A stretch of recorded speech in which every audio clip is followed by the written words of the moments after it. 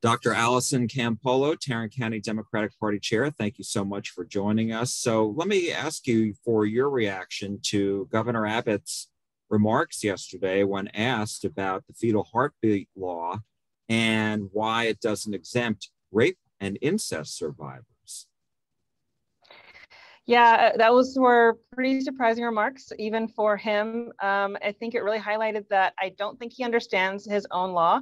And I definitely think he does not understand the fundamentals of biology or pregnancy or what a 6-week pregnancy means functionally, right? So very, very few women will know that they're pregnant in time to be able to get an abortion, much less if you did know in time, before the 6 week deadline, being able to actually get into a clinic and then wait the 24 hours that's required by Texas law and then go back to the clinic to get your abortion should you need one is so unlikely. So many women will be negatively impacted by this new law. And his comments specifically about rape in terms of course, rape victims can get an abortion and we're going to eliminate all rape in Texas are really outlandish.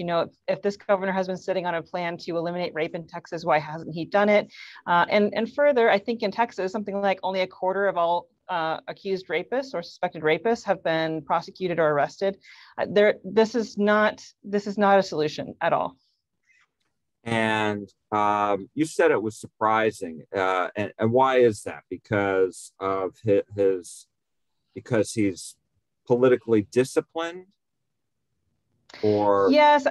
I think it's surprising for several notions. This governor is typically so anti-abortion and anti-choice that for him to come out with remarks about saying, well, of course, this special protected class of people will be able to get an abortion is really quite surprising to me, because he is indicating that for him, abortion is okay under some circumstances, but not others. Whereas, a lot of people who might be in need of an abortion feel like that is sort of classist, sort of really picking and choosing, either it should be okay or it should not. And then also, yes, he is usually politically disciplined. So it's very surprising that he would, I think, really kind of undermine the language and the knowledge about his own bill. It was very surprising. And let me ask you, do you think that his comments provide an opening for any Democrat looking to run for governor? Because, I mean, right now, there is no major Democrat running for governor. And I know a lot of Democrats are certainly hoping Beto O'Rourke will run, or perhaps Julian Castro will run, or somebody else. But the fact of the matter is, it's after Labor Day, and no one has announced just yet. So yes. What do you make? What do you make? I'm not sure that the governor's comments will be what spurs anybody to action, although, we can hope that that's true, that maybe this is the straw that initiates a big name to run.